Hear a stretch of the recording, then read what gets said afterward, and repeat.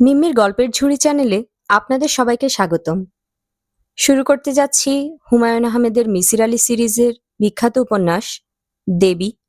আজ শুনবেন উপন্যাসটির তৃতীয় পর্ব। অনুফার কাছ থেকে নতুন কিছু জানা গেল না। সেও খুব জোর দিয়ে বলল রানুর পরনে পায়জামা ছিল এবং মৃত লোকটির পরনেও কাপড় ছিল। আপনি লোকটিকে দেখেছেন?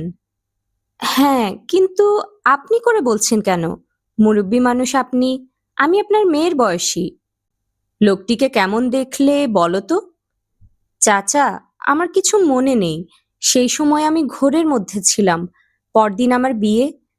হ্যাঁ, তা আমি জানি। লোকটিকে নদীর পাড়ে পুঁতে রাখা হয়, তাই না? জি। তারপর অনেক দিন কেউ ওদিকে যেত না। সবাই বলাবলি করত রাতে কি জানি দেখতে পায়। কি দেখতে পায়? ছায়া ছায়া কি নাকি দেখে। তবে এইসব সত্যি না চাচা, সব মন গড়া। তাই নাকি? জি, ভূতপ্রেত বলে কিছু নেই। মিসির আলী বড়ই অবাক হলেন। গ্রামের কোনো মেয়ে এইভাবে চিন্তা করে না। এতটা মুক্ত চিন্তা তাদের থাকার কথা নয়। মিসির আলী বললেন, তুমি পড়াশোনা কতদূর করেছ? চাচা, আমি আইএ পড়ার সময় আমার বিয়ে হয়। তারপর আর পড়ালেখা হয়নি। গ্রামে বিয়ে হয়েছে তো, পড়াশোনা করার আমার খুব শখ ছিল। মানুষের সব শখ মেটা উচিত নয়। কোনো একটা ডিসস্যাটিসফ্যাকশন থাকা দরকার। কেন? তাহলে বেঁচে থাকতে ইচ্ছে করে। সব শখ মিটে গেলে বেঁচে থাকার প্রেরণা নষ্ট হয়ে যায়।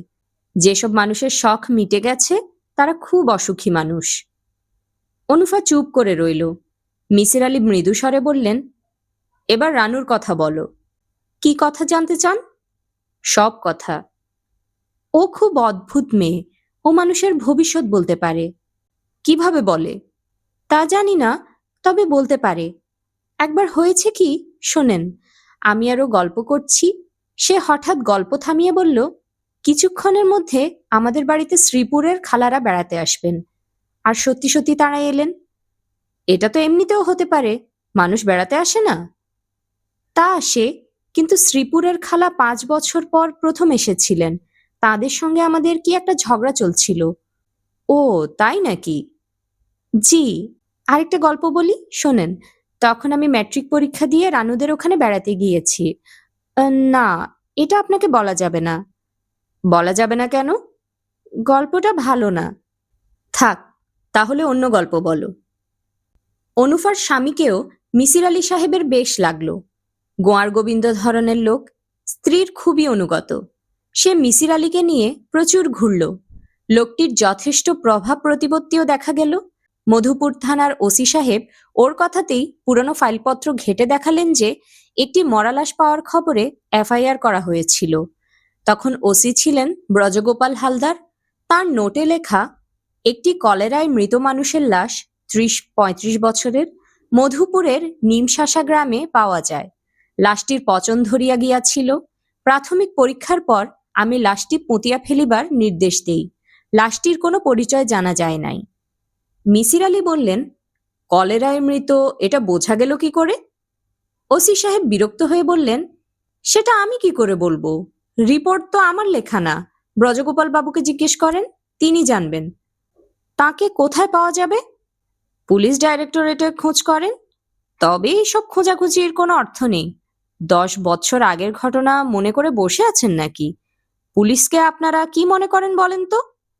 ঘটনাটা অস্বাভাবিক, সেজন্যই হয়তো তার মনে থাকবে। একটা ডেড বডি পাওয়া গেছে পানিতে, এর মধ্যে আপনি অস্বাভাবিক কি দেখলেন? বাংলাদেশে প্রতিদিন কয়টা ডেড বডি পাওয়া যায় জানেন? জি না, জানি না। পুলিশের লাইনে ডেড বডি পাওয়াটা খুব স্বাভাবিক ঘটনা, বুঝলেন? মিসির আলী মধুপুরে আরো একদিন থাকলেন। দেখে এলেন যে জায়গায় লোকটিকে পোঁতা হয়েছিল সেই জায়গা দেখার মতো কিছু নয়। ঘন কাঁটাবন হয়েছে, যার মানে হচ্ছে এ জায়গাটিকে বেশ কিছুদিন লোকজন ভয়ের চোখে দেখেছে। হাঁটাচলা বন্ধ করে দিয়েছে নিশ্চয়ই। মিসির আলী অনেকের সঙ্গেই কথা বললেন, যদি নতুন কিছু পাওয়া যায়, নতুন কোনো তথ্য যা কাজে লাগবে। কিন্তু কিছুই জানা গেল না। 10 বৎসর দীর্ঘ সময়। এই সময়ে মানুষ অনেক কিছু ভুলে যায়। মধুপুর থেকে তিনি গেলেন রানুদের আদি বাড়িতে। সেখানে যাবার তার একটি উদ্দেশ্য, খুঁজে দেখা জালালউদ্দিন নামে কাউকে পাওয়া যায় কিনা। এই লোকটিকে পাওয়া খুবই প্রয়োজন। আনিস লক্ষ্য করল রানু ইদানিং বেশ স্বাভাবিক। এর প্রধান কারণ বোধ হয় বাড়িওয়ালার দুটি মেয়ে। ওদের সঙ্গে সে বেশ মিলেমিশে আছে, গল্পের বই আনছে, ভালো মন্দ কিছু রান্না হলেই আগ্রহ করে নিচে নিয়ে যাচ্ছে। বাড়িওয়ালাদের সঙ্গে বেশি মেলামেশা আনিসের পছন্দ নয়। বাড়িওয়ালাদের সে সবসময় শত্রুপক্ষ বলেই মনে করে। কয়েকবার ভেবেছিল বলবে মেলামেশাটা কমাতে, না বলে ভালোই হয়েছে। এতে যদি অসুখটা চাপা পড়ে তো ভালোই। কাজের একটি ছেলে পাওয়া গেছে, জিতু মিয়া। এই ছেলেটিও রানুকে বেশ ব্যস্ত রাখছে। ছেলেটির বয়স 10-11, তবে মহাবোকা। কোনো কাজই করতে পারে না, করার আগ্রহও নেই। রানু ক্রমাগত বকাঝকা করেও কিছু করাতে পারে না, তবে তার সময় বেশ কেটে যায়। সন্ধ্যাবেলা সে আবার জিতু মিয়াকে নিয়ে পড়াতে বসে। জিতু ঘুম ঘুম চোখে পড়ে সরে ও সরে আ। এই পড়াটি গত 1 সপ্তাহ ধরে চলছে। জিতু মিয়া কিছুই মনে রাখতে পারছে না, কিন্তু তাতে রানুর উৎসাহে ভাটা পড়ছে না। আনিস একদিন ঠাট্টা করে বলেছে, তুমি দেখি একে বিদ্যাসাগর বানিয়ে ফেলছো। রানু তাতে বেশ রাগ করেছে, গম্ভীর হয়ে বলেছে, ঠাট্টা করছো কেন? বিদ্যাসাগর তো একদিন হতেও পারে। অবশ্য অদূর ভবিষ্যতে তেমন কোনো সম্ভাবনা দেখা যাচ্ছে না। ভবিষ্যৎ বিদ্যাসাগর রোজ রাতেই পড়তে পড়তে ঘুমিয়ে পড়ছে এবং রানু প্লেটে খাবার বেড়ে প্রতি রাতেই প্রাণান্ত চেষ্টা চালাচ্ছে। এতটা বাড়াবাড়ি আনিসের ভালো লাগে না, কিন্তু সে কিছু বলে না, থাকুক একটা কিছু নিয়ে ব্যস্ত। এর মধ্যে একদিন আনিস গিয়েছিল মিসির আলি সাহেবের কাছে। ভদ্রলোক বেশ কিছুদিন ঢাকায় ছিলেন না। তার চোখ হলুদ, গা হলুদ। আনিস অবাক হয়ে বলেছে, কি হয়েছে আপনার? জন্ডিস, জন্ডিস বাঁধিয়ে বসেছি। বলেন কি? ইনফেক্টাস হেপাটাইটিস। লিভারের অবস্থা কাহিল রে ভাই। আপনার স্ত্রী কেমন আছেন? ভালো। আর ভয়টয় পাচ্ছেন না? জি না। খুব ভালো খবর। আমি একটু সুস্থ হলেই যাব আপনার বাসায়। জি আচ্ছা। আমি কিছু খোঁজ খবর পেয়েছি, মনে হয় আপনার স্ত্রীর সমস্যাটি ধরতে পেরেছি। তাই নাকি? হ্যাঁ, একটু ভালো হলেই এ নিয়ে কথা বলবো। রানু মিসির আলি সাহেবের জন্ডিসের খবরে খুবই মন খারাপ করল। আহা, বেচারা একা একা কষ্ট করছে, চলো একদিন দেখে আসি। যাবে? ঠিক আছে, যাব একদিন। কবে যাবে? কাল যাবে? এত ব্যস্ত হচ্ছ কেন? জন্ডিস যখন হয়েছে তখন বেশ কিছুদিন থাকবে, একদিন দেখে এলেই হবে। আমি এই অসুখের ভালো ওষুধ জানি, অড়হরের পাতার রস। সকালবেলা 1 গ্লাস করে খেলে 3 দিনে অসুখ সেরে যাবে। তাই নাকি? হ্যাঁ, আমার দাদাই ওষুধটা দিতেন। তুমি কিছু অড়হরের পাতা ওই লোকটিকে দিয়ে এসো না। ঢাকা শহরে আমি অড়হরের পাতা কোথায় পাবো? কি যে বলো! খুঁজলেই পাবে, জংলা গাছ সব জায়গায় হয়। আনিস যথেষ্ট বিরক্ত হলো। রানুর এই এক প্রবলেম, কোনো একটা জিনিস মাথায় ঢুকলে ওটা নিয়েই থাকবে। আনিস বলল, আচ্ছা দেখি। দেখা দেখি না, তুমি খুঁজবে। আর শোনো, কাল তো তোমার অফিস নেই, চলো ওনাকে দেখে আসি। এত ব্যস্ত কেন? ভদ্রলোক তো আর পালিয়ে যাচ্ছেন না। রানু থেমে থেমে বলল, আমি অন্য একটা কারণে যেতে চাই। কি কারণ? ভদ্রলোক আমার সম্পর্কে খোঁজ খবর করার জন্য মধুপুর গিয়েছিলেন। কি খোঁজ পেলেন জানতে ইচ্ছে করছে। মধুপুরের খবর পেলে কিভাবে? স্বপ্নে? না, স্বপ্ন টপ্ন না। অনুফা চিঠি দিয়েছে। কবে চিঠি পেয়েছো? গতকাল। আনিস চুপ করে গেল। রানু তার নিজের চিঠিপত্রের কথা আনিসকে কখনো বলে না। বিয়ের পর রানু তার আত্মীয় স্বজনের যত চিঠিপত্র পেয়েছে তার কোনোটি সে আনিসকে পড়তে দেয়নি। এ নিয়ে আনিসের গোপন ক্ষোভ আছে। কি, আমাকে নিয়ে যাবে? আমি আগে গিয়ে দেখি ভদ্রলোকের অবস্থা কেমন। মিসির আলীকে পাওয়া গেল না। বাড়িতে তার এক ছোট ভাই ছিল। সে বলল, ভাইয়াকে হাসপাতালে ভর্তি করা হয়েছে, অবস্থা বেশি ভালো না, বিলরুবিন 9.5, লিভার খুবই ড্যামেজড। মিসির আলী হাসপাতালে এসেছেন একগাদা বই নিয়ে। তার ধারণা ছিল বই পড়ে সময়টা খুব খারাপ কাটবে না, কিন্তু কার্যক্ষেত্রে সেরকম হয়নি। ডাক্তাররা বই পড়তে নিষেধ করেননি, কিন্তু দেখা গেল বই পড়া যাচ্ছে না। কিছুক্ষণ তাকিয়ে থাকলেই মাথার ভেতর ভোঁতা এক ধরনের যন্ত্রণা হয়। যন্ত্রণা নিয়ে বই পড়ার কোনো মানে হয় না। তবু তিনি মৃত্যু বিষয়ক একটি বই পড়ে ফেললেন এবং মৃত্যু ব্যাপারটিতে যথেষ্ট উৎসাহ বোধ করতে লাগলেন। তার স্বভাবই হচ্ছে কোনো বিষয় একবার মনে ধরে গেলে সে বিষয় সম্পর্কে চূড়ান্ত পড়াশোনা করতে চেষ্টা করেন। মৃত্যু সাবজেক্টটি তার পছন্দ হয়েছে, কিন্তু এ বিষয়ে পড়াশোনা করতে পারছেন না। বইপত্র নেই। ইউনিভার্সিটির লাইব্রেরিতে কিছু থাকার কথা, কিন্তু আনাবেন কাকে দিয়ে? তাকে কেউ দেখতে আসছে না। তিনি এমন কোনো জনপ্রিয় ব্যক্তি নন যে তার অসুস্থতার খবরে মানুষের ঢল নামবে। তাছাড়া অসুখের খবর তিনি কাউকে জানাননি। হাসপাতালে ভর্তি হবার ইচ্ছাও ছিল না, কিন্তু ঘরে দেখাশোনার লোক নেই। কাজের মেয়েটি তিনি মধুপুর থাকাকালীন বেশ কিছু জিনিসপত্র নিয়ে ভেগে গেছে। এমন অবস্থায় হাসপাতালে ভর্তি হওয়া ছাড়া আর উপায় কি?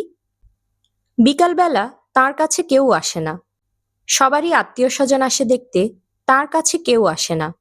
এই সময়টা তিনি চোখ বন্ধ করে শুয়ে থাকেন এবং এখনো মানুষের সঙ্গ পাবার জন্য তার মন কাঁদে দেখে নিজের কাছেই লজ্জিত বোধ করেন। আজ সারাদিন মিসির আলির খুব খারাপ কেটেছে। তার রুমমেট ২৬ বছরের ছেলেটি সকাল ৯টায় বিনা নোটিসে মারা গেছে। মৃত্যু যে এত দ্রুত মানুষকে ছুঁয়ে দিতে পারে তা তার ধারণাতেও ছিল না। ছেলেটা ভোরবেলায় নাস্তা চেয়েছে, তার সঙ্গে খানিকক্ষণ কথাবার্তাও বলেছে। তিনি জিজ্ঞেস করেছেন, আজ কেমন আছো? আজ বেশ ভালো। লিভার ব্যথা করছে না? না, তবে তলপেটের দিকে একটা চাপা ব্যথা আছে। খুব বেশি? না, খুব বেশি না। আপনি এটা কি বই পড়ছেন? এটা একটা science fiction, Friday the 13th। বেশ ভালো বই। তুমি পড়বে? জি না, ইংরেজি বই আমার ভালো লাগে না, বাংলা উপন্যাস পড়ি। কার লেখা ভালো লাগে? এ দেশের, মানে বাংলায়। কার লেখা তোমার পছন্দ? নিমাই ভট্টাচার্য। তাই নাকি? ছেলেটি আর জবাব না দিয়ে কাতরাতে থাকে। সকাল 8:30টায় বলল, একজন ডাক্তার পাওয়া যায় কিনা দেখবেন? তিনি অনেকক্ষণ বোতাম টিপলেন, কেউ এলো না। শেষ পর্যন্ত নিজেই গেলেন ডিউটি রুমে। ফিরে এসে দেখলেন ছেলেটি মরে পড়ে আছে। মৃত্যুর সময় পাশে কেউ থাকবে না, এর চেয়ে ভয়াবহ বোধ হয় আর কিছু নেই। শেষ বিদায় নেবার সময় অন্তত কোনো একজন মানুষকে বলে যাওয়া দরকার। নিঃসঙ্গ ঘর থেকে একা একা চলে যাওয়া যায় না, যাওয়া উচিত নয়। এটা হৃদয়হীন ব্যাপার। এতদিন যে ছেলেটি ছিল এখন সে নেই। ঘণ্টাখানিকের মধ্যে তার সমস্ত চিহ্ন এ ঘর থেকে সরিয়ে ফেলা হয়েছে। বিছানায় নতুন বালিশ ও চাদর দিয়ে গেছে। হয়তো সন্ধ্যার মধ্যেই নতুন কোনো পেশেন্ট এসে পড়বে। মিসির আলি সমস্ত দিন কিছু খেতে পারলেন না। বিকেলের দিকে তার গায়ে বেশ টেম্পারেচার হলো। প্রথমবারের মতো মনে হলো একজন কেউ তাকে দেখতে এলে খারাপ লাগবে না, ভালোই লাগবে। কেউ না এলে একজন রোগী হলেও আসুক, একা একাই কেবিনে রাত কাটানো যাবে না। ঠিক এই সময় ইতস্তত ভঙ্গিতে রানু এসে ঢুকল। আপনি ভালো আছেন? না, ভালো না। তুমি কোত্থেকে? বাসা থেকে। ইস, আপনার এ কি অবস্থা? অবস্থা খারাপ ঠিকই। আনিস সাহেব কোথায়? ও আসেনি, আমি একাই এলাম। ওর কাছ থেকে ঠিকানা নিয়েছি। বসো তুমি, ওই চেয়ারটায় বসো। ফ্লাস্কে চা আছে, খেতে চাইলে খেতে পারো। হুম, চা খাবো না। আপনার কাছে একটা খবর জানতে এসেছি। কোন খবরটি? মধুপুরে গিয়ে আপনি কি জানলেন? তেমন কিছু জানতে পারিনি। তবু যা জেনেছেন তাই বলুন, আমার খুব জানতে ইচ্ছে করছে। অনুফা লিখেছে আপনি নাকি হাজার হাজার মানুষকে নানা রকম প্রশ্ন করেছেন। মিসির আলি হাসলেন। হাসলে হবে না, আমাকে বলতে হবে। প্রথম যে জিনিসটি জানলাম সেটি হচ্ছে তুমি অনেকগুলো ভুল তথ্য দিয়েছ। আমি কোনো তথ্য দিইনি। তুমি নিজে হয়তো জানো না সেগুলো ভুল। যেমন পায়জামা খোলার ব্যাপারটি, এরকম কোনো কিছু ঘটেনি। রানু চোখ লাল করে বলল, ঘটেছে। না রানু, ঘটেনি। এটা তোমার কল্পনা। তাছাড়া তুমি উলঙ্গ একটি ডেড বডির কথা বলেছ, সেটাও ঠিক না। কিন্তু আমি জানি এগুলো ঠিক। না রানু, এইসব তুমি নিজে ভেবেছ এবং আমার ধারণা এ জাতীয় স্বপ্ন তুমি মাঝে মাঝে দেখো, দেখো না? কি রকম স্বপ্নের কথা বলছেন? মিসির আলি কয়েক মুহূর্ত ইতস্তত করলেন। স্পষ্ট গলায় বললেন, তুমি প্রায় স্বপ্ন দেখো না একজন মানুষ তোমার কাপড় খোলার চেষ্টা করছে? রানু উত্তর দিল না, মাথা নিচু করে থাকলো। বলো রানু, জবাব দাও। হ্যাঁ, দেখি। কখনো কি ভেবে দেখেছ এরকম স্বপ্ন কেন দেখো? না, ভাবিনি। আমি ভেবেছি এবং কারণটাও খুঁজে বের করেছি। আজ সেটা বলতে চাই না, অন্য একদিন বলবো। না, আপনি আমাকে আজই বলেন। মিসির আলি ফ্লাস্ক থেকে চা ঢাললেন, শান্ত স্বরে বললেন, চা খেতে খেতে শোনো, চায়ে ক্যাফিন আছে। ক্যাফিন তোমার নার্ভগুলোকে অ্যাক্টিভ রাখবে। রানু চায়ের পেয়ালা নিল, কিন্তু চুমুক দিল না, মাথা নিচু করে বসে রইল। মিসির আলি ঠান্ডা গলায় বলতে লাগলেন, রানু, তোমাকে নিয়ে এই গল্পটি আমি তৈরি করেছি। তুমি মন দিয়ে শোনো। তুমি যখন বেশ ছোট, 9, 10 বা 11 বছর বয়স, তখন একজন মধ্যবয়স্ক লোক তোমাকে ভুলিয়ে ভালিয়ে নির্জন কোনো জায়গায় নিয়ে গিয়েছিল। তোমাদের গ্রামে এরকম একটা নির্জন জায়গার খোঁজে আমি গিয়েছিলাম। সেখানে জঙ্গলের কাছে একটা ভাঙা বিষ্ণু মন্দির দেখেছি। মনে হয় ওই জায়গাটাই হবে, কারণ সাপের ভয়ে সেখানে কেউ যেত না। রানু, তুমি কি আমার কথা শুনছো? শুনছি। তারপর সেই বয়স্ক মানুষটি মন্দিরে তোমাকে নিয়ে গেল। আমাকে কেউ নিয়ে যায়নি, আমি নিজেই গিয়েছিলাম। ওই মন্দিরে খুব সুন্দর একটি দেবী মূর্তি আছে, আমি ওই মূর্তি দেখার জন্য যেতাম। তারপর কি হয়েছে বলো? রানু তীক্ষ্ণ দৃষ্টিতে কিছুক্ষণ তাকিয়ে থেকে তীব্র স্বরে বলল, আমি বলবো না, আপনি বলুন। মিসির আলি শান্ত স্বরে বললেন, ওই লোকটি তখন টেনে তোমার পায়জামা খুলে ফেলল। রানুর চোখ দিয়ে জল পড়তে লাগলো। ওই লোকটির নাম ছিল জালাল উদ্দিন। রানু কিছু বলল না। মিসির আলি বললেন, তোমার অসুখ শুরু হলো সেদিন থেকে। তোমার মনের মধ্যে ব্যাপারটি গেঁথে গেল। পরবর্তী সময়ে গোসলের সময় যখন মরা মানুষটি তোমার পায়ে লেগে গেল, তখন তোমার মনে পড়ল মন্দিরের দৃশ্য। বুঝতে পারছো? রানু জবাব দিল না। অসুখের মূল কারণটি আলোয় নিয়ে এলেই অসুখ সেরে যায়। এজন্যেই আমি এটা তোমাকে বললাম। তুমি নিজেও এখন গোড়া থেকে সমস্ত ব্যাপারটি নিয়ে চিন্তা করবে, তোমার অসুখ সেরে যাবে। রানু মৃদু স্বরে বলল, আপনি কি ওই লোকটির সঙ্গে কথা বলেছেন? বলেছি। ও কি বলেছে? তেমন কিছু বলেনি। না, বলেছে। আপনি আমাকে বলতে চাচ্ছেন না। এতটা যখন বলেছেন, তখন বাকিটাও বলুন। রানু তীব্র চোখে তাকালো। মিসির আলি বললেন, দেখো রানু, আমি খুবই যুক্তিবাদী মানুষ। অলৌকিক কোনো কিছুতে বিশ্বাস করি না। আমি বিশ্বাস করি সবকিছুরই একটা ব্যাখ্যা আছে। জালাল উদ্দিন যা বলেছে তাও নিশ্চয়ই ব্যাখ্যা করা যায়। ব্যাখ্যা পরে করবেন, আগে বলুন সে কি বলেছে। সে বলেছে, হঠাৎ সে দেখে মূর্তিটি ছুটে এসে তোমার মধ্যে মিলিয়ে গেছে। তোমার গা থেকে আগুনের হলকা বেরুচ্ছে। জালালউদ্দিন তখন ছুটে পালিয়ে যায়। আপনি জালালউদ্দিনের কথা বিশ্বাস করেন না? না, ওর মনে পাপবোধ ছিল। মন্দির টন্দির নিয়ে মূর্খ মানুষদের মনে অনেক রকম ভয় ভীতি আছে। তা থেকেই সে একটা হ্যালুসিনেশন দেখেছে। তুমি নিজে তো কিছু দেখোনি। না। তাহলেই হলো। জালালউদ্দিন কি দেখেছে না দেখেছে সেটা তার প্রবলেম, তোমার নয়। রানু তীক্ষ্ণ কণ্ঠে বলল, কিন্তু একটা জিনিস কি জানেন, ওই ঘটনার পর থেকে আমি অসম্ভব সুন্দর হয়ে গেলাম। মিসির আলি শব্দ করে হাসলেন। হাসতে হাসতে বললেন, সুন্দর তুমি সবসময়ই ছিলে। ঘটনাটি ঘটেছে তোমার বয়ঃসন্ধিতে। বয়ঃসন্ধির পর মেয়েদের রূপ খুলতে শুরু করে। এখানেও তাই হয়েছে।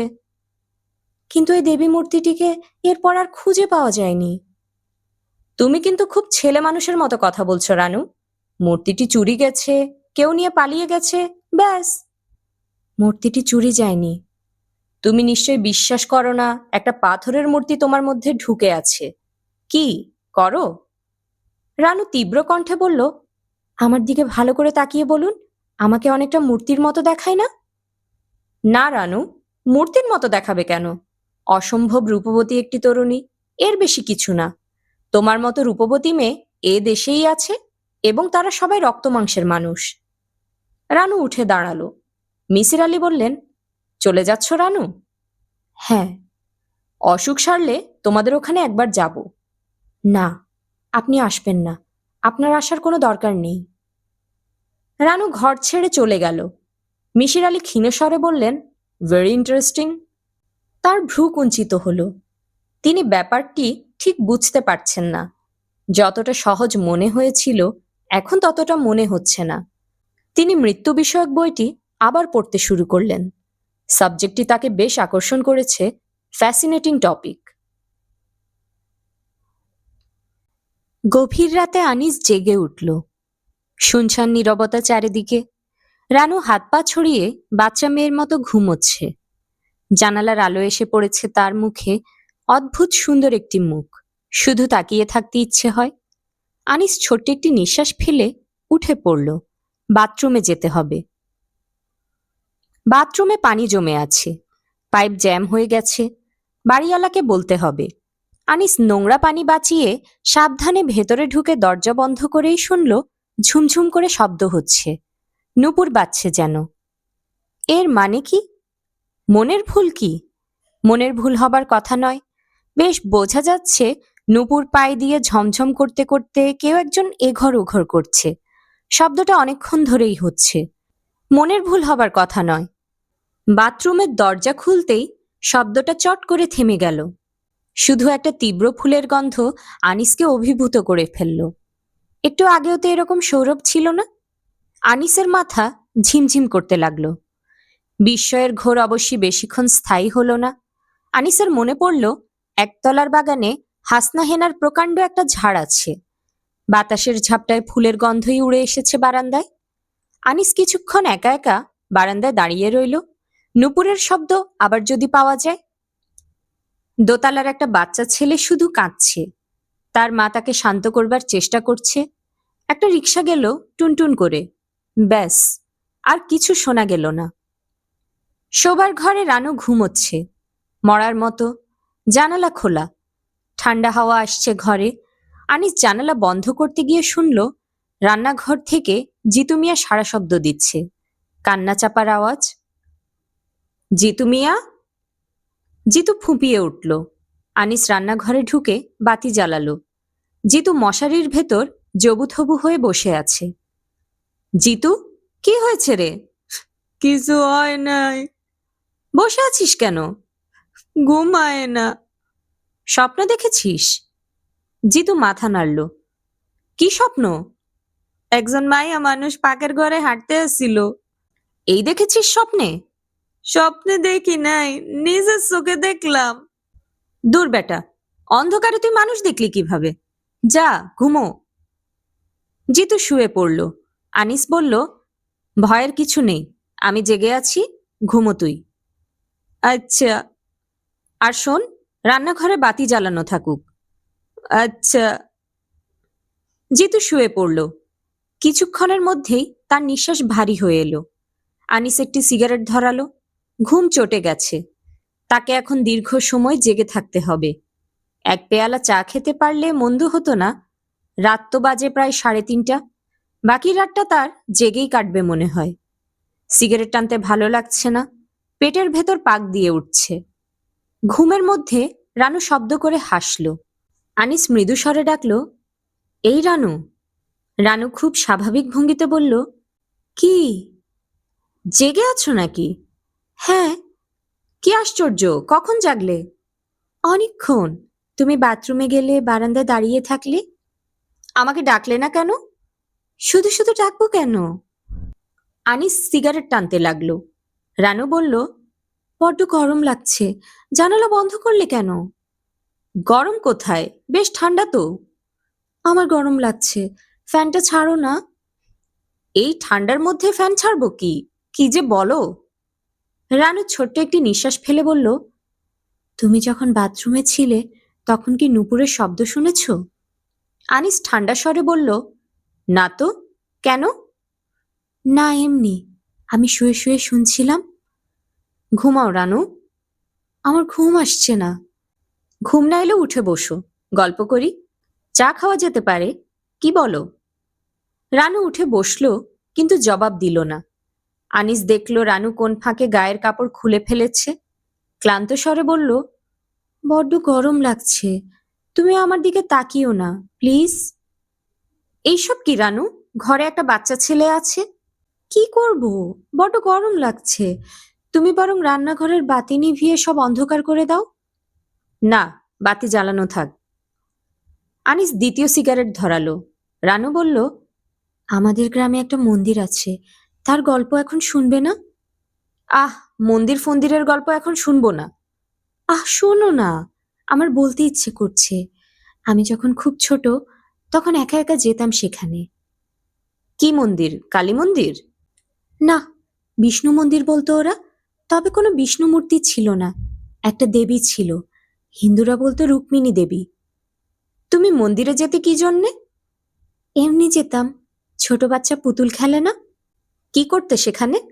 দেবী মূর্তির সাথে গল্পগুজব করতাম। ছেলে মানুষই খেলা আর কি। বলতে বলতে রানু খিলখিল করে হেসে উঠল।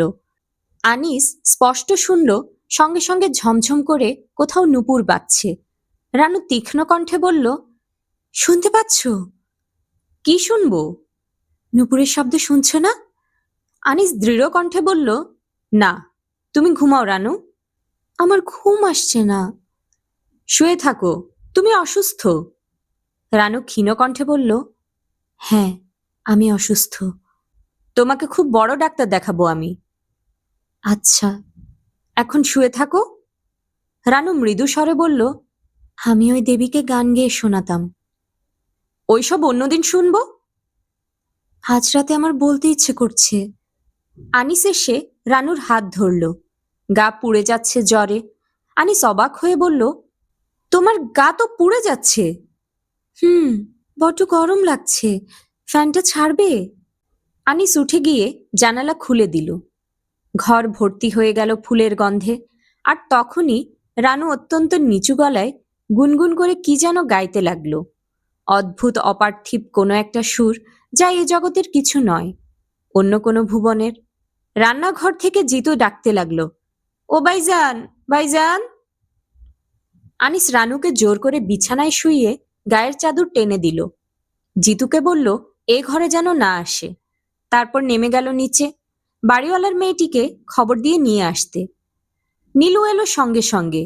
আনিস দেখল রানু শিশুর মতো ঘুমাচ্ছে। জিতু মিয়া শুধু জেগে আছে, কাঁদছে ব্যাকুল হয়ে। নীলুর সঙ্গে তার বাবাও আসছেন। তিনি অবাক হয়ে বললেন, হয়েছেটা কি? আনিস ভাঙা গলায় বলল, বুঝতে পারছি না, কেমন যেন করছে। কি করছে? আনিস জবাব দিল না। নীলু বলল, বাবা, তুমি শুয়ে থাকো গিয়ে, আমি এখানে থাকি, রাত তো বেশি নেই। ভদ্রলোক কিছুক্ষণ অপেক্ষা করে নিচে নেমে গেলেন। যাবার সময় বলে গেলেন, হাসপাতালে নিতে হলে বলবেন, ড্রাইভারকে ডেকে তুলব। জি আচ্ছা। রানু বাকি রাতটা ঘুমিয়ে কাটালো, একবারও জাগল না। নীলু সারাক্ষণ তার পাশে রইল। আনিসের সঙ্গে তার কথাবার্তা কিছু হলো না। আনিস বসার ঘরের সোফায় বসে ঝিমুতে লাগলো। মিসির আলী লোকটির ধৈর্য প্রায় সীমাহীন। হাসপাতাল থেকে ছাড়া পেয়েই তিনি দ্বিতীয় দফায় রানুদের গ্রামে গিয়ে উপস্থিত হলেন। তার সঙ্গে প্রত্নতত্ত্ব বিভাগের এক ভদ্রলোক, জয়নাল সাহেব। উদ্দেশ্য রুক্মিণী দেবীর মন্দির সম্পর্কে তথ্য সংগ্রহ করা। জয়নাল সাহেব মন্দির দেখে বিশেষ উল্লসিত হলেন না। ৩০০ বৎসরের বেশি এর বয়স হবে না। এরকম ভগ্নস্তূপ এদেশে অসংখ্য আছে। মিসির আলী বললেন, তেমন পুরনো নয় বলছেন? না রে ভাই, ইটের সাইজ দেখলেই বুঝবেন। ভেঙে টেঙে কি অবস্থা হয়েছে দেখেন। যত্ন হয়নি। মন্দির যিনি প্রতিষ্ঠা করেছিলেন তিনি হয়তো মারা গেছেন, কিংবা তার উৎসাহ মিইয়ে গেছে। গ্রামের লোকজনের কাছ থেকে অল্প কিছু তথ্য পাওয়া গেল। পালবাবুদের প্রতিষ্ঠিত মন্দির। পালরা স্বপ্নে আদিষ্ট হয়ে মন্দির প্রতিষ্ঠা করেন। তার পরপরই তাদের ভাগ্য বিপর্যয় শুরু হয়। ৩-৪ বছরের মধ্যে পালরা নির্বংশ হয়ে পড়ে। দেবীকে তুষ্ট করার জন্যে তখন এক রাতে কুমারী বলির আয়োজন করা হয়। ১২ বছরের একটা কুমারী কন্যাকে অমাবস্যা রাত্রিতে মন্দিরের সামনে বলি দেওয়া হয়। দেবীর তুষ্টি হয় না তাতেও। পাথরের মূর্তি এত সহজে বোধ হয় তুষ্ট হয় না। তবে গ্রামের মানুষেরা নাকি বলি দেওয়া মেয়েটিকে এরপর থেকে গ্রামময় ছুটোছুটি করতে দেখে। ময়মনসিংহ থেকে ইংরেজ পুলিশ সুপার এসে মন্দির তালা বন্ধ করে পালদের দুই ভাইকে গ্রেফতার করে নিয়ে যান। পালরা অত্যন্ত ক্ষমতাবান ছিল, কাজেই ছাড়া পেয়ে একসময় আবার গ্রামে ফিরে আসে, কিন্তু মন্দির তালা বন্ধই পড়ে থাকে। ইতিহাস এইটুকুই। মন্দিরে প্রতিষ্ঠিত মূর্তি সম্পর্কে বিশেষ কিছু জানা গেল না। দু এক ঘর নিম্নবর্ণের হিন্দু যারা ছিল তারা বিশেষ কিছু বলতে পারে না। হরিশ মণ্ডল বলল, বাবু, আমরা কেউ ওইদিকে যাই না। ওই মন্দিরে গেলে নির্বংশ হতে হয়। কে যাবে বলেন? আপনি তো শিক্ষিত লোক, এইসব বিশ্বাস করেন? করিও না, কিন্তু যাইও না। মূর্তিটা আপনি দেখেছেন? আমি দেখি নাই, তবে আমার জ্যাঠা দেখেছে। তিনি কি নির্বংশ হয়েছেন? না, তার ৩ ছেলে। এক ছেলে নারিন্দা হাই স্কুলের হেডমাস্টার। মূর্তিটা কেমন ছিল বলতে পারেন? শ্বেত পাথরের মূর্তি, কৃষ্ণনগরের কারিগরের তৈরি। একটা হাত ভাঙা ছিল। মূর্তি নাকি হঠাৎ উধাও হয়েছে। কেউ চুরি টুরি করে নিয়ে বিক্রি করে ফেলেছে। গ্রামে তো চোরের অভাব নাই। এরকম একটা মূর্তিতে ১,০০০ টাকা হেসে খেলে আসবে। সাহেবরা নগদ দাম দিয়ে কিনবে। আচ্ছা, একটা বাচ্চা মেয়েকে যে বলি দেওয়া হয়েছিল, সে নাকি অমাবস্যার রাত্রে ঘুরে বেড়ায়। বলে তো সবাই, চিৎকার করে কাঁদে। আমি শুনি নাই, অনেকে শুনেছে। অমাবস্যার জন্যে মিসির আলীকে ৩ দিন অপেক্ষা করতে হলো। তিনি অমাবস্যার রাত্রে একটা ৫ ব্যাটারির টর্চ আর একটা মোটা বাঁশের লাঠি নিয়ে মন্দিরের চাতালে বসে রইলেন। তিনি কিছুই শুনলেন না। শেয়ালের ডাক শোনা গেল অবশ্যই। শেষ রাত্রের দিকে প্রচণ্ড বাতাস বইতে লাগলো। বাতাসে শীষ দেবার মতো শব্দ হলো। সেসব নিতান্তই লৌকিক শব্দ, অন্য জগতের কিছু নয়। রাত শেষ হবার আগে আগে বর্ষণ শুরু হলো। ছাতা নিয়ে যাননি, মন্দিরের ছাদ ভাঙা, আশ্রয় নেবার জায়গা নেই। মিসির আলী কাক ভেজা হয়ে গেলেন। ঢাকায় ফিরলেন প্রচণ্ড জ্বর নিয়ে। ডাক্তার পরীক্ষা করে শুকনো মুখে বললেন, মনে হচ্ছে নিউমোনিয়া, একটা লাংস এফেক্টেড, ভোগাবে। মিসির আলীকে সত্যি সত্যি ভোগালো। তিনি দীর্ঘদিন শয্যাশায়ী হয়ে রইলেন। বইপাড়াতে এ সময় লোকজন তেমন থাকে না। আজ যেন আরো নির্জন। নীলু একা একা কিছুক্ষণ হাঁটল। তার খুব ঘাম হচ্ছে। বারবার সবুজ রুমালটি বের করতে হচ্ছে। ৪:১০ বাজে। চিঠিতে লিখেছে সে ৪টার মধ্যেই আসবে, কিন্তু আশপাশে কাউকে দেখা যাচ্ছে না। নীলু অবশ্যই কারো মুখের দিকে তাকাতেও পারছে না। কাউকে তাকাতে দেখলেই বুকের মধ্যে ধক করে উঠছে। নীলু একটা বইয়ের দোকানে ঢুকে পড়ল। গল্পের বই তার তেমন ভালো লাগে না, ভালো লাগে বিলুর। বিলুর জন্য একটা কিছু কিনলে হয়, কিন্তু কি কিনবে? সবই হয়তো ওর পড়া। ওই দিন শীর্ষেন্দুর কি একটা বইয়ের কথা বলছিল, নামটা মনে নেই। আচ্ছা, আপনাদের কাছে শীর্ষেন্দুর কোনো বই আছে? জি না, আমরা বিদেশি বই রাখি না।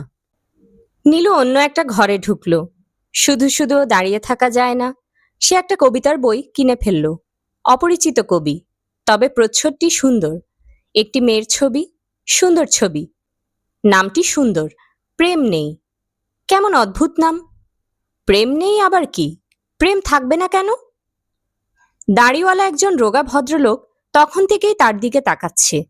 লোকটির কাঁধে একটি ব্যাগ। এই কি সে? নীলুর মুখ রক্তশূন্য হয়ে গেল। নীলু বইয়ের দাম দিয়ে দ্রুত বেরিয়ে এলো। তার পেছনে ফেরারও সাহস নেই।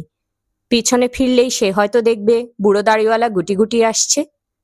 না, লোকটি আসছে না। নীলুর মনে হলো ভয়ানক মোটা এবং বেঁটে একজন কে যেন তাকে অনুসরণ করছে।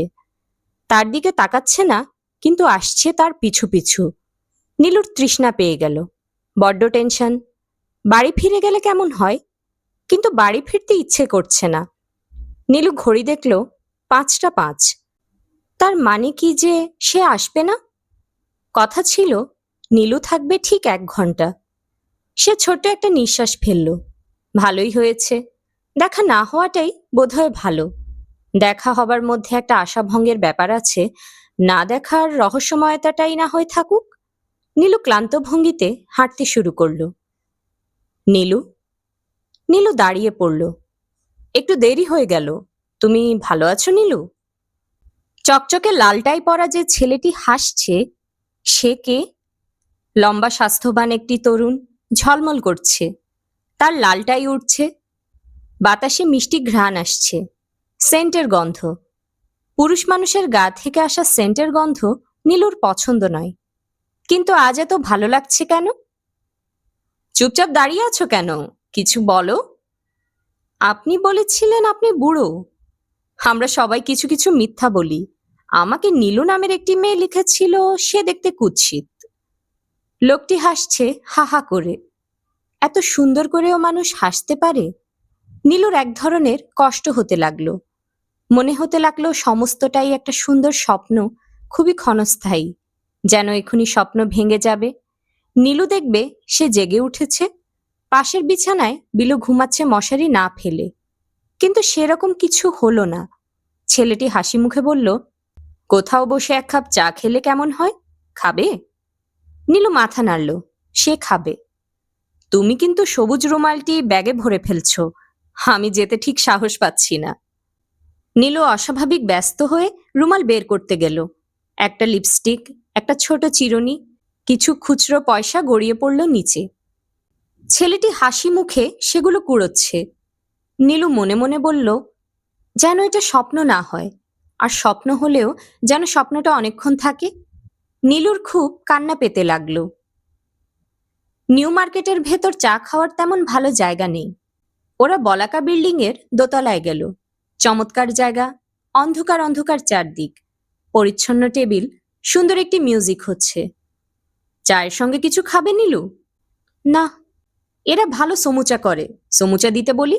আমার খিদে পেয়েছে। কি বলবো? বলুন। ছেলেটি হাসল। নীলুর খুব ইচ্ছা করছিল জিজ্ঞেস করে, হাসছো কেন তুমি? আমি কি হাস্যকর কিছু করেছি? কিন্তু নীলু কিছু বলল না। ছেলেটি হাসতে হাসতে বলল, আসলে আমি বিজ্ঞাপনটা মজা করবার জন্য দিয়েছিলাম, কেউ জবাব দেবে ভাবিনি। আমি ছাড়া আর কেউ কি লিখেছিল? তা লিখেছে। মনে হচ্ছে এদেশের মেয়েদের কাজকর্ম বিশেষ নেই, সুযোগ পেলেই ওরা চিঠি লেখে। এই কথা বললাম বলে তুমি আবার রাগ করলে না তো?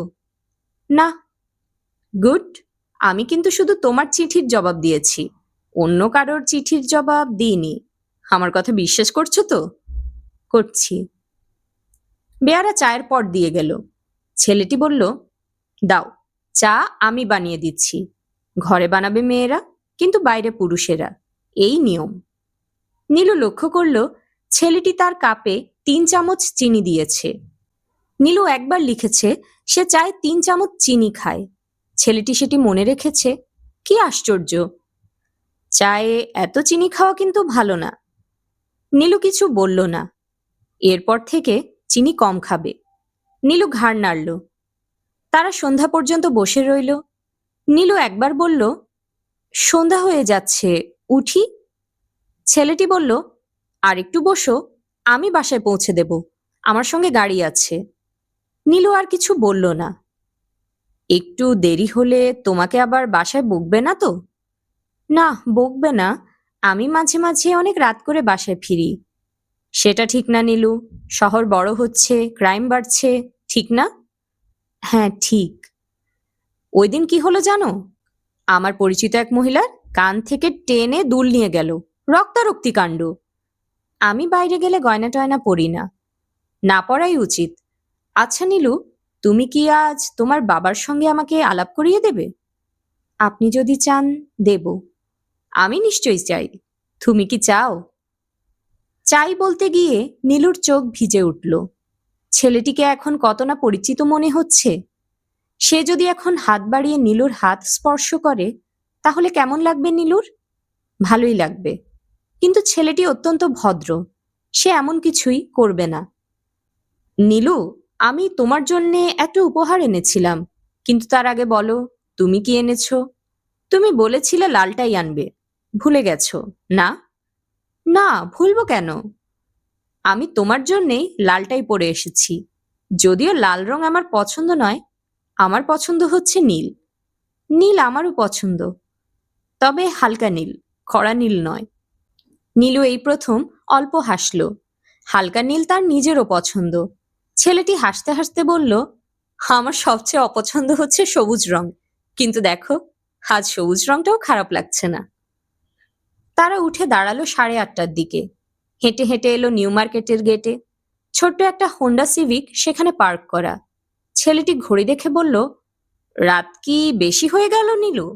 না, বেশি হয়নি। তোমার বাবা দুশ্চিন্তা না করলে হয়। আমি চাই না আমার জন্য কেউ বকা খাক। অবশ্যই এক আধ দিন বকা খেলে কিছু যায় আসে না, কি বলো? নীলু হাসল, ছেলেটিও হাসল, মার্জিত হাসি। সরাসরি বাসায় যাবে নাকি যাবার আগে আইসক্রিম খাবে? ধানমন্ডিতে একটা ভালো আইসক্রিমের দোকান দিয়েছে। আজ আর যাব না। ঠিক আছে, চলো বাসায় পৌঁছে দিই। ছেলেটি নীলুকে তাদের গেটের কাছে নামিয়ে দিল। নীলুর খুব ইচ্ছে করছিল তাকে বসতে বলে, কিন্তু তার বড্ড লজ্জা করল। বিলু নানান প্রশ্ন শুরু করবে। স্যার, ভেতরে আসবো? এসো। কি ব্যাপার? মিসির আলি মেয়েটিকে ঠিক চিনতে পারলেন না। তিনি কখনো তার ছাত্রছাত্রীদের চিনতে পারেন না। স্যার, আমার নাম নীলু, নীলুফার। ও আচ্ছা। মিসির আলি পরিচিত ভঙ্গিতে হাসলেন, কিন্তু নামটি তার কাছে অপরিচিত লাগছে।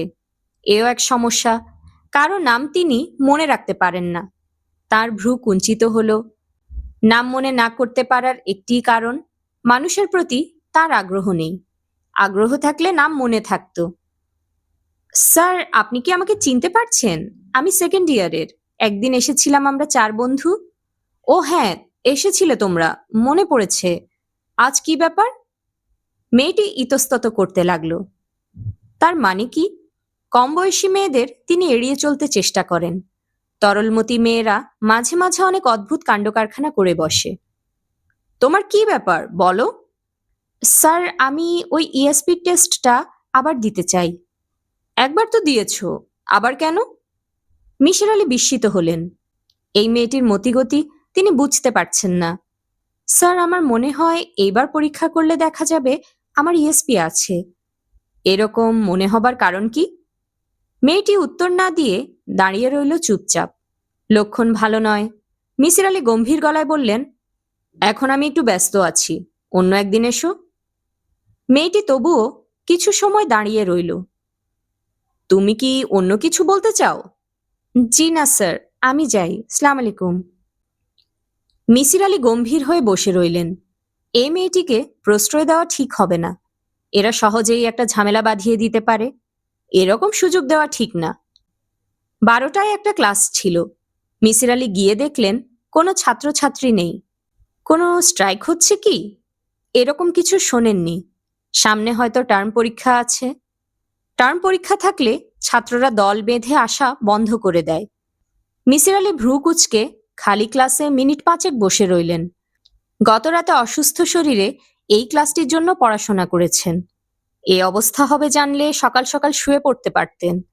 ছাত্রশূন্য একটি ক্লাসে তিনি খাতাপত্র নিয়ে গম্ভীর হয়ে বসে আছেন, হাস্যকর দৃশ্য। অনেকে করিডোর দিয়ে হাঁটবার সময় তাকে কৌতূহলী হয়ে দেখল। পাগল টাগল ভাবছে বোধ হয়। মিসির আলি উঠে পড়লেন। আজকের দিনটি শুরু হয়েছে খারাপভাবে। একটি কাজও ঠিকমতো হচ্ছে না। মিসির আলি ক্রমেই বিরক্ত হয়ে উঠতে লাগলেন। তার কপালের মাঝখানে ব্যথা শুরু হলো। এই উপসর্গটি নতুন। ব্লাড প্রেশার টেশার হয়েছে বোধ হয়। ডাক্তার দেখাতে হবে। তিনি বাড়ি ফিরলেন 3টার দিকে। এই অসময়েও বসার ঘরে কে যেন বসে আছে। সমস্ত দিনটি যে খারাপ যাবে এটা হচ্ছে তার প্রমাণ। গ্রামের বাড়ি থেকে টাকা পয়সা চাইতে কেউ এসেছে নির্ঘাত। কে? জি, আমি আনিস। আনিস সাহেব, আপনি এই সময়? অফিস নেই? ছুটি নিয়ে এলাম। ব্যাপার কি? রানুর শরীরটা বেশি খারাপ, ভাবলাম আপনার সঙ্গে দেখা করে যাই। ভালোই করেছেন, বসেন। চাটা দিয়েছে? জি, চা খেয়েছি। আপনার ভাই ছিলেন এতক্ষণ। বসুন, আমি কাপড় ছেড়ে আসি। লোকটি জড়সড় হয়ে বসে আছে। মিসির আলি লক্ষ্য করলেন তার চোখের নিচে কালি পড়েছে। তার মানে রাতে ঘুমাতে পারছে না। এরকম হওয়ার কথা নয়। মিসির আলি চিন্তিত মুখে ভেতরে ঢুকলেন। তার ফিরে আসতে অনেক সময় লাগলো। এখন বলেন ব্যাপারটা কি? আনিস ইতস্তত করে বলল, ভূতপ্রেত বলে সত্যি কিছু আছে? এই কথা জিজ্ঞেস করছেন কেন? আনিস মুখ কালো করে বলল, অনেক রকম কাণ্ড কারখানা হচ্ছে, আমি কনফিউজড হয়ে গেছি। অর্থাৎ এখন ভূতপ্রেত বিশ্বাস করতে শুরু করেছেন? আনিস চুপ করে রইল। এর কারণটা বলেন শুনি। নানা রকম শব্দ হয় ঘরে। তাই নাকি? আপনি নিজে শোনেন? জি শুনি, গন্ধও পাই, ফুলের গন্ধ। আপনি পান না আপনার স্ত্রী পান? রানু প্রথম পায়, তারপর আমি পাই। মিসির আলি চুরুট ধরালেন। আনিস বলল, গতরাতে ঘরের মধ্যে কেউ যেন নূপুর পায়ে হাঁটছিল।